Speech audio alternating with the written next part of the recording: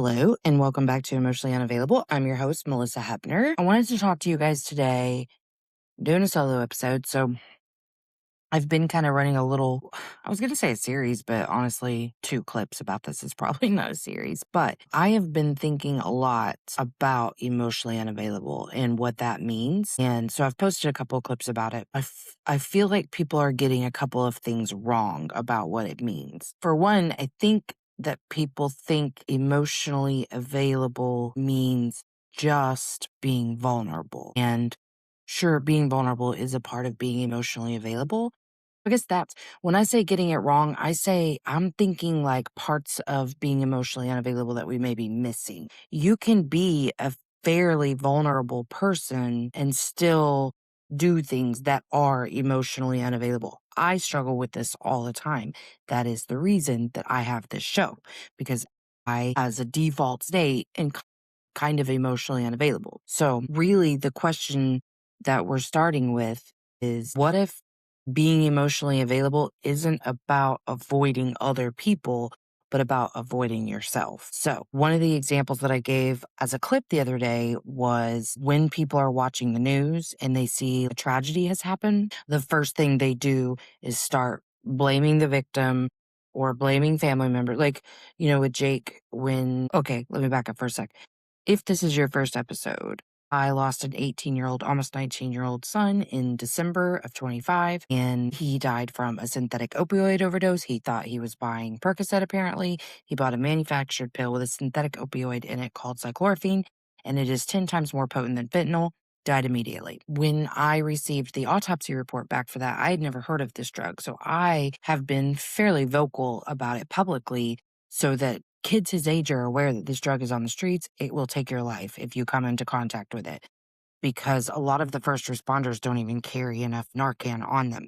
Should I say it's Narcan resistant? And I don't know that anything's fully Narcan resistant. I don't know enough about drugs to know that, but I do know it would take a lot more than your normal dosages to bring someone back. So anyway, when I went vocal about that in public about it, the comments were fucking horrid on the news stories. I didn't mean to read them. It's a long story, but I read some of them and it was so obvious what was happening. People see something like you see a car wreck, a fatality accident, and your first thought is like, "Ugh, slow down. This is why people have to slow down." It's not that you're a bad person for going there, but it is an emotionally unavailable response to go there and stay there. I still kind of have things like that as a first response. And then I check myself and say, did we just do something emotionally unavailable?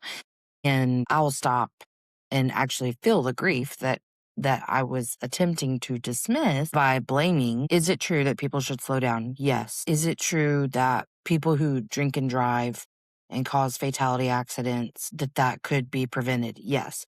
A really classic example of this too is, I don't know why I'm talking about this, but there's a lot of discourse on, I don't know if this is as active on Instagram as it is on TikTok. And I feel like I maybe talked about this one other time, but there's a creator named Emily Kaiser, and I feel guilty talking about her for content, but I'm not going to post a clip of this, so whatever.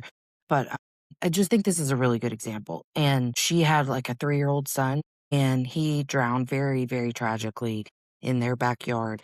They had a newborn son, and she went for her first girls' night. He was 4 or 6 weeks old, and husband was left home with both kids. He was busy dealing with the newborn and was distracted. There's been other things that came out. He was placing sports bets and whatever. They knew that they didn't have a fence around the pool. This child drowned. The details are very sad, and I'm not getting into it, and I'm sorry that I just told you all that. But there have been so many people that, in order to block the pain in themselves, because they followed this family for a really long time. She's been a creator for a while, and she used to post her kids a lot on there too. And so I think there were people who really, in that parasocial thing, kind of fell in love with this kid.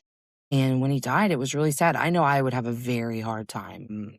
My parasocial shit is bizarre, so I know that I have had a very hard time in the past when someone that I came to know through the online space died or whatever. But some people have been really awful. Like Was that a preventable death? Yes. And it's fucking devastating as fuck, right? So that's the part that people get stuck on is they'll stay in that blame and anger and whatever else that may encompass, but they're not sitting with the fact that they're actually very sad and feel a lot of pain over this loss of this precious child. And maybe they're even feeling a lot of empathy for mom, trying to imagine what their life would be like in this scenario. And it's just too much. So then they have to revert over to that other side of shame and blame. I'll say this for no real reason, but I will say when she came back to social media after a little time off after he died, she has taken a lot of blame for it and said that she understood as his mom, it was her job to protect him. And so, yes, their fault, 100% preventable, whatever. I personally don't feel like, on top of the fucking crazy amount of grief and loss and pain they're going to feel for the rest of their lives over this, that they should also just like sit around hating themselves and, having a miserable life because they made a mistake. And it was a big one and it sucked and it cost them the ultimate price. Who are we to fucking sit around judging them? And that's the thing with Jake. I've been very vocal about the fact that I understand there's thousands of decisions that I could have, probably should have, would have had I known this would be the outcome, made differently. But the fact of the matter is, we made the decisions we made. He made the decisions he made, and he's fucking dead. And there's nothing I can do about it. So I have to actively choose to not focus on all of the would have, could have, should haves. I rest in the fact that I am 100% aware that I don't deserve that shit. I don't deserve to hate myself or to even receive hate from others about this. Like, if you can hate on me for that, you go right ahead. You do it somewhere else, though, sister, because it ain't penetrating my bubble, okay? I ultimately don't blame myself. Again, I can think of thousands of decisions that I would make differently given the opportunity to. But it's not my fault. He died. It's not my fault. So, but that's something that I see a lot. That's why I really I made a short clip about it. Now I've made some really long ass story about it, but shit, I feel kind of sorry. Wow, what a bummer of an episode. My bad. Shit. Okay, so now that I've bummed you all out, I'm sorry. Took a nap earlier, so I wasn't really thinking clearly about trigger warnings or anything. So I'm really sorry I told you that. But I do think it's important, so I'm going to leave it in. My bad. But I wanted to talk about other sneaky examples of how being emotionally unavailable can arise in your daily interactions. Again, I'm not going to call you an emotionally unavailable person just because you do things that are emotionally unavailable. I do these things too. I don't consider myself to be emotionally unavailable, but I do consider myself to have that as a default autopilot. It's not natural for me to make the decision to be available to myself and others. It's still work. So I don't know if you feel like you've mastered that. I'd love to talk to you. But anyway, so one of the things that emotionally, I'm not going to say emotionally unavailable people because that would be characterizing you as one thing. But one of the things that can be sneaky and be emotionally unavailable without knowing it is solving everyone's problems. Like, you solve everyone else's problems and don't really allow people to show up for you. Why do you think that is? So typically, if you're a person who's doing that, I know for me, that was how I was. The story in my head was, I'm helping others. I'm good at this. It makes me feel better to help others. And I don't let other people help me because they don't know how. And like, they don't understand me. They don't understand the situation. People say things that piss me off. I've had a lot of experience being dismissed and I don't want to be dismissed anymore. Yeah, it was thinking about how lonely I felt all the time with my shit because I just couldn't like share it with anyone. It was really bad. So the reason this is an emotionally unavailable tactic is because, for one thing, you're probably surrounding yourself with people who love the fact that you'll solve all their problems. And that is because in your spirit, you're emotionally unavailable and you're surrounding yourself with people who are emotionally unavailable. Let me not project. That was my experience. I know that I surrounded myself with emotionally unavailable people because they weren't going to dig too deep about how I was really doing. They took my little one woman comedy act of trauma tales and laughed their asses off, and they never had to ask the deeper questions. They just took everything I said at face value. They loved that I would show up for them anytime they needed and just assumed I was fine because I didn't say otherwise ever. And so if you're doing that, I would just lovingly encourage you to figure out why. Like, why does it feel so unsafe to share with somebody other than a therapist? Like, I don't know if you guys remember that. Suze, I love you. I'm going to call you out. When Suze was on the show, gosh, was she that first year, I guess? Yeah. I remember giggling to myself because she was like, well, I would. I mean, with people I trust. Okay, well, how many people do you trust? Like two. And her therapist. And it's like, well, you can't count your therapist as someone you trust. I mean, I'm glad you do. I'm glad you can trust your therapist, but it doesn't really count. Like, cause these, like, you're supposed to be building a life with people around you that are like sharing your shit with you. That's what the village is for, right? Therapist is a great part of your village, but you gotta have like people. Just let me know if you want more on that. I feel like I've explained it well enough, but if you want more info on that, comment, send me a message, whatever. Okay, the next one. You can explain your feelings perfectly, but you don't feel them. Okay, or rarely feel them. I'm going to break this one down because that friend the other day that I was talking to said something to the effect of, I'm really paraphrasing here. This is in no way what he said, but this is what I took away from what he said. He was saying, how can people not feel their emotions? They're their fucking emotions. They're there. How are they not feeling them? Well, let me tell you how. So for me, it was intellectualizing them all the time, thinking, thinking, thinking, not feeling. So let's say a really big one was people hurting my feelings a lot. I'll put it a different way. I was very reactive and triggered very easily. I mean, when you're living in a state of survival, everything coming at you is some level of threat that your nervous system is, perceiving. But most things were at least a moderate level of threat that my nervous system perceived. And so when they would say something to me, I would think about the interaction, think about how I was mad. Mad was easy. I was like, oh, I'm so mad. Or even that hurt my feelings, but I didn't know how to feel. So once again, I'm going to explain the difference between thinking and feeling. When you're thinking about your feeling, you're in your brain and you're saying, boy, that really made me mad, or I am so sad about that, or I miss them, or whatever, but you're all up here. Okay, I'm going to try to do this with you. Think about something recent that has impacted you, maybe an interaction with someone else. And I want you to really remember how you felt about it. Let me think.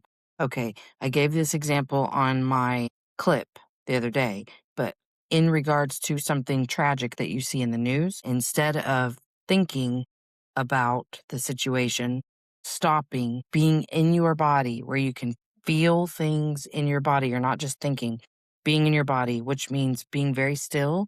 Again, I like to have my hand on my chest because it's a connection to my body, maybe even my tummy, because like I had a really huge reaction to something kind of stupid today and my stomach was hurting so bad. It was like a nauseous. And then overall, I just didn't feel good from the interaction. I was like, bad vibes, dude. But my tummy was just really upset for a couple of hours after that. But so, have your hand on your heart, put your hand on your tummy, whatever. And if you see something sad, stop and go, that's really sad. Sometimes if I'm finding myself really agitated, that's a really big symptom of grief is agitation. And typically, if it comes up for me, it means I've been ignoring my feelings a little too much lately. And so I'll stop and I'll get very quiet and very still and I'll just tune into my body. And by tuning in, I mean feeling it, noting any sensations, noting any tightness, noting any like clenching, any pain. Like right now, I've got some pain in my shoulder, some pain in my neck, some pain in my lower back, and I'm just tuning into that. I'm not trying to fix it, just noticing it. And if I just sit there and if there's unprocessed feelings there from grief, usually a cry will kind of start making its way up. Like right now, I'm super in tune and I can feel my eyes burning from some tears. I can feel that feeling in my nose that starts because when you're grieving a child, there's almost always something there that you can feel. There's always pain there. And my nervous system organizes it in a way that keeps me safe and able to continue on. But when I get still and all I did, literally, I didn't ask myself anything except for noticing. I noticed pain in my shoulder. I noticed tightness and it just happened. See? Like that's what feeling is. And now I'm going to move on. And I'm going to continue this conversation because it really is that simple. If you're not feeding emotions with a bunch of thoughts, and granted, I have a lot of practice with quieting the noise in my brain. So I'm not saying this is all that easy. Feeling really kind of is easy because you can stop for 10 seconds and just, oof, that hurt, you know? But anyway, I, if that wasn't a good example, I'm sorry, I lost track because now I'm over here crying. And anyway, a lot of people have not been successful in talk therapy because they've read a lot of self help books. They know a lot. They know a lot intellectually. They know why people do the things they do, but they're not like getting on a soul level with themselves, which I know is like, hard to understand if you don't know what I mean. But I just feel like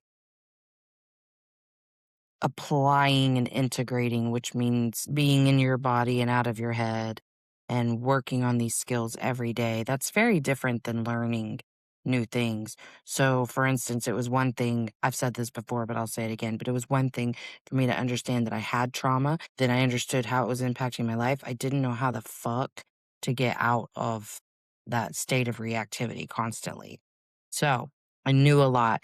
I couldn't do a lot. So that's one big thing. Now, I know a couple folk like this, but some of y'all keep yourself so busy that you never have to hear your own thoughts. I know I've talked about this before, but I used to hear this a lot whenever I worked in bereavement.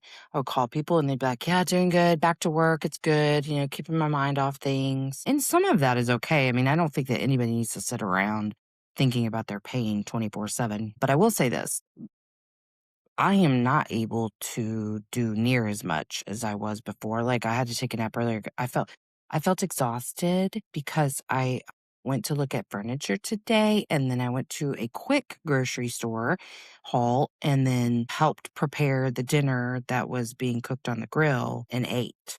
And then I had to have a nap. Like you would have thought that I ran a fucking marathon today. Like I had to nap. Capacities changed. What I can handle emotionally, physically, mentally, all different. And so I know that I cannot sit around actively processing my grief all day, every day.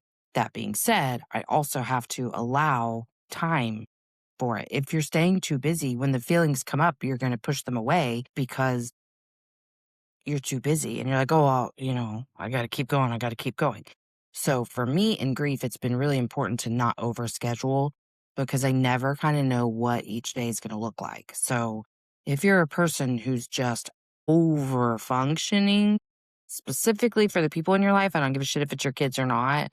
If you're over functioning and you're overdoing, it is so that you can avoid yourself. Period. Period, period, period. But that won't be the story that you are telling yourself. That's not what you think. So, no hate if that's you. I'm just calling you out a little bit.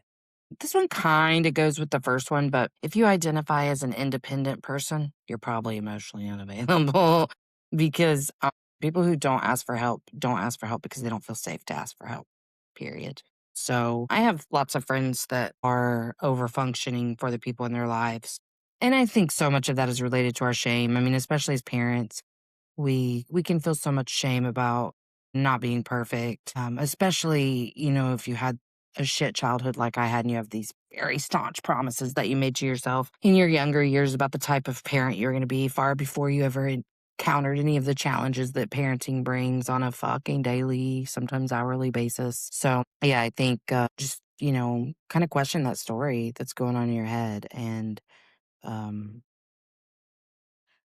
try to figure out when asking for help became unsafe. I think for me, help was always attached to some sort of condition. Also, there are people, and if you're one of these people, but this is really common with the boomers, I'll say, but like there are people who believe that if you ask me for help, I now have the right to talk shit to you about your life choices. If I choose to help you, actually, I don't even have to choose to say yes, but especially if I say yes to helping you, now I get to comment on your choices and tell you how disapproving I've actually been all of this time, but I couldn't say anything because it was none of my business until you came to me to ask for help. That's fucked up, actually. So listen, no hate. Like that's something we learn from other people. So I get it.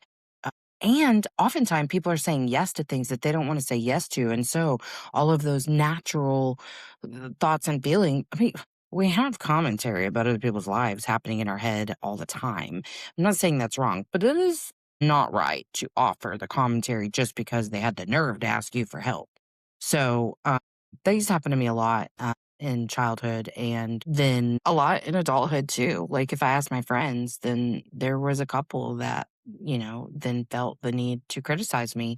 I am very sensitive to criticism, very still. It's not something I take well at all. So anyway, that's a thing. So when did it become unsafe for you to ask for help? Why is it so important that you don't rely on other people? That's a real avoidant thing too. Can be cultural too. Like if you were raised by a single, or actually, this is what I see a lot is like women who were raised by mothers who prioritize the needs of some random ass man over them. I will never fucking need a man like that. Never. And then what? They become hyper independent. We need people. We need a village. This one, I was really bad about. You joke when things become a little too serious because it's serious is uncomfortable. Like being vulnerable or even somebody else being vulnerable with you. That was a big one for me. That it was really uncomfortable. Trying to think of an example. I mean, for sure, when I retold my trauma, I always told it in a joking manner or some just like quick-witted way of saying it or just dropping it in someone's lap with no warning. I think for me now, being emotionally available in this area, when I'm sharing my stuff, I am cognizant of the fact that they will be triggered oftentimes by what I'm saying about my own life because I am now surrounded by emotionally available people. Not all of them, but like I do have those conversations a lot. And, I take note of how people will feel when I'm telling them about Jake. Is that going to stop me? No, but it will impact them if they allow it to. So I try to be gentle with some of those conversations. And let me be clear, I don't think that we have to censor ourselves. I think that's another lie that we can tell ourselves that we need to censor ourselves based off how other people will feel in response to what we say. And if it's a legitimate feeling of yours, you have to get it out. You have to say it. Emotion is energy in motion. It is not moving through you and out of you if you aren't talking about it with somebody. It doesn't always have to be with the person that triggered the event, but you do have to talk about it. That's my number one takeaway from grief is you got to get it out. You got to talk about things. When somebody else gets vulnerable with you, how many times have you been like awkward, because you don't know what to do with it, right? Okay, well what you do with it is you sit there and you go, "Oh, wow, that sounds really hard." Or, "Wow, you've been through a lot. Wow."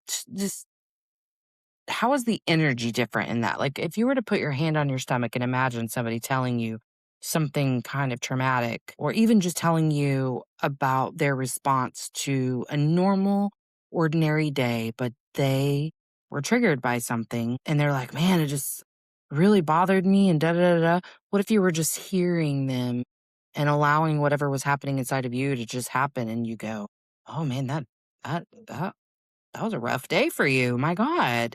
It's just different than clamming up when someone gets vulnerable. And I mean, I used to be like this when people would compliment me. Oh my God, it was the worst. When people would compliment me, first of all, shame was keeping me very stuck in the idea that if they really knew all the things that I was so ashamed of myself for, they would not like me, respect me, want to be around me, love me, accept me. Compliments were very difficult for me. And so think about that. Like when people try to be intimate with you in a conversation, like asking you how you are and you clam up, or telling you like they're so proud of you, anything like that that kind of causes that contracted bracing feeling where like you're like a crab going into its shell or a turtle going into its shell. That's the fear of vulnerability. That's emotionally unavailable. And again, so much of being emotionally unavailable is dismissing others to dismiss yourself. So often we are not sitting with somebody else and being able to just take in the experience. I want to say words like hold and whatever, but I'm being told there's too many words that are big psychology words, so I'm trying to do less of that. But we should be able to sit and hear somebody else's experience without judgment or blame or shame on them. We should just be able to sit there and go, yeah, that sounds like you had a really tough time. Maybe you don't understand why it was so tough for them. What's wrong with asking questions like, "Why was that so upsetting? What happened?" You know? If you need to, if it's tough for you to understand why it was so upsetting for them. Anyway, moving right along.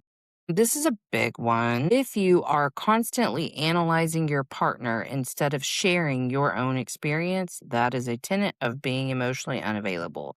Uh, And this was something I used to do a lot is my feelings would be hurt because I would be feeling some rejection, betrayal, or neglect. Those are my big ones. And usually betrayal or neglect or both. I feel them a lot. And instead of understanding that that's what was coming up inside of me, I had this constant loop of thought of like, he never shows up for me. He doesn't remember shit. He's not a good partner, blah, blah, blah, blah, blah. And really what I needed to be doing is going, this is my reaction. How does it feel? What do I need right now? Because that's the process I do now is like, obviously, I'm feeling some betrayal or neglect or both. Wow, that felt really strong. Okay. Now, what do I need to be able to move forward? Sometimes it means having a conversation saying, like, wow, I felt really betrayed by that. Yeah. Like a big thing that we have that, because God knows my betrayal wound was so big, but a big thing we have, and I've talked about it on here a lot, but when I feel like he's taking someone else's side, and it's easy for me to feel that way. Like for me, you're taking their side if you're just like defending them in the conversation instead of like, okay, honestly, I really want you to be outraged with me. Like, agree with me, be like, fuck them. I can't believe they, whatever. One time I said that to Brian, like, I just want you to be outraged with me. And Brian was like, yeah, fuck them. And oh my God, he was being funny, but it actually helped. Like, but I had to know what I was feeling, what I needed, and communicate that to him to be able to get anything in response, right? So instead of sitting around thinking about all the ways he's failing me all the time, I'm constantly evaluating what's coming up in me. Like, what is this feeling? What wound did it hit? What do I need? I don't have to do that as often now. Now I can just go, I feel so betrayed. And I can kind of move on. It still comes up with certain things, but not very often. Like, because I don't know. I just know most of it's about me. Like, he's a very kind and loving person. So it's just not about him. Shit's about me. I'm getting frustrated. I'm getting whatever. Normal everyday interactions. And I'm not saying he's perfect, and neither am I, but I am saying, like,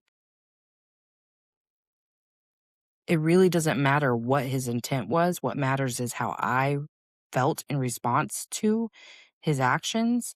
And now it's my responsibility to hold whatever's coming up in me and then respond to myself. And some of that does require telling him, and some of it doesn't.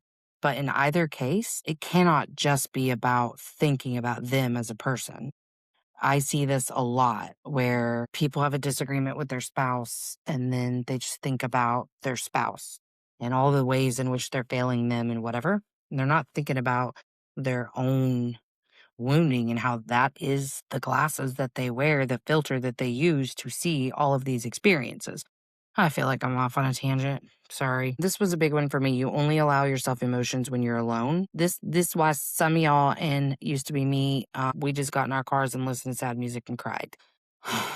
If you can only access that level of emotion when listening to music, you might be emotionally unavailable. Just saying. So that's a big one. You should be able to share emotions with somebody. Even if you are the person who only has one or two people that you trust enough, you got to go to those one or two people. Yeah. Here's a really big one. You leave relationships emotionally before they're over.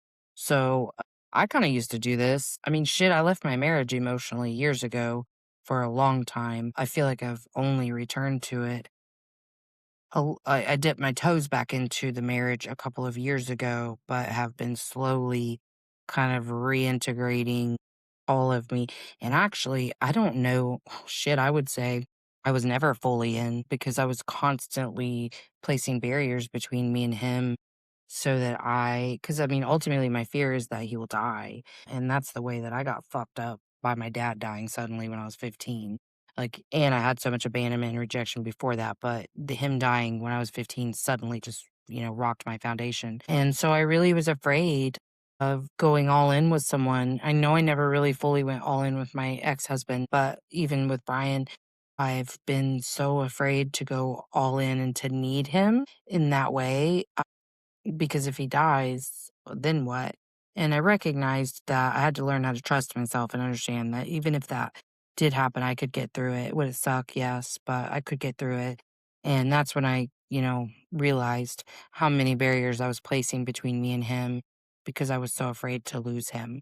So that was one way that I checked out emotionally, but also with friendships, I would, something would happen and I would start building up my defenses against them and start resenting them and then looking for evidence that they weren't good for me and then cut them off just like that. Looking for certainty instead of connection. Again, I had that whole little series of episodes about answering the question why, if we need connection for survival, are we looking for any way to stay disconnected from others, and how our brains require certainty and will give us certainty with catastrophe and the worst case scenario, even just about how we feel about other people to feel safe with certainty instead of allowing the vulnerability of connection. I'm moving a little faster because I feel like I'm taking forever. You become the therapist in every relationship. Here's a big one. You mistake emotional intensity for emotional intimacy. Intensity is like you feel things very strongly. Intimacy is sharing those feelings with someone else. And then here's another one I hear a lot in too is waiting to deal with feelings until you have more time. I was talking to a friend about this right before Jake died, actually, talking about some of their struggles and like, giving some tips or whatever. And they just said, yeah, I'm too busy. I don't even want to think about it. Okay, well, that's why you're seeing the shit you're seeing. That's why we're seeing, some of your autoimmune stuff. That's why we're seeing OCD, things like that. Like, and it's just not as scary as people think, but you confuse peace with emotional numbness. Kind of question this one sometimes, like, am I numb? Or am I okay? But I really questioned this whenever I first left my job and I found myself very isolated, had lost a lot of friendships,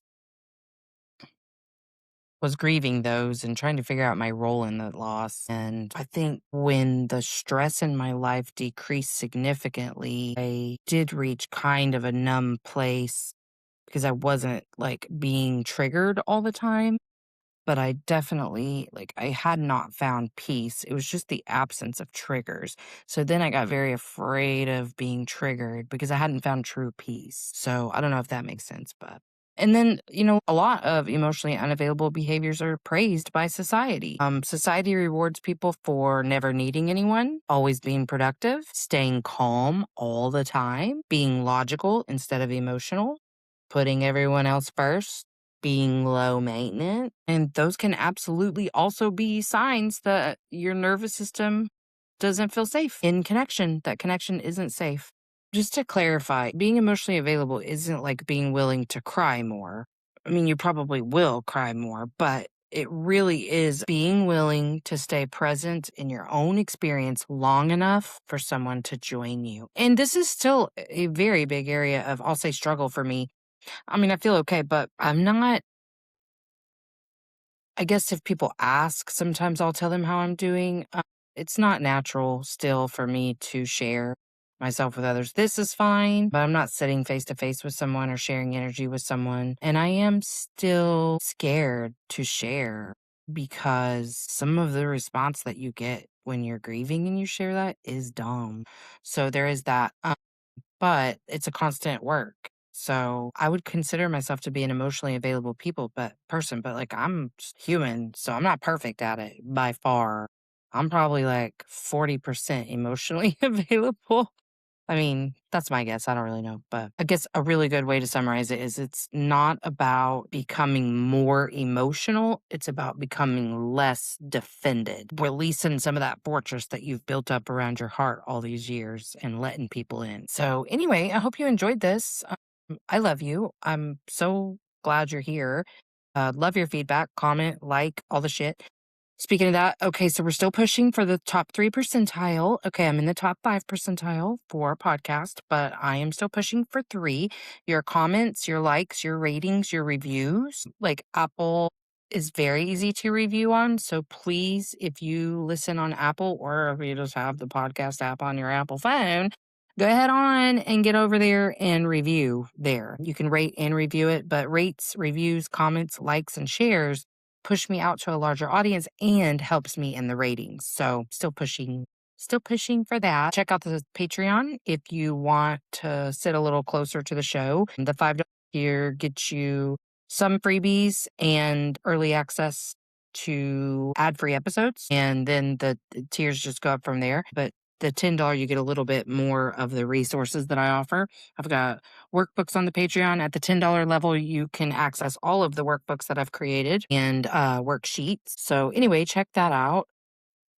I am a therapist. I do have very limited space to take on a one-on-one situation with a client. So if you're interested in working with me in some way, feel free to reach out and we can figure that out together. Otherwise, I love you. I appreciate you being here and take care of yourself.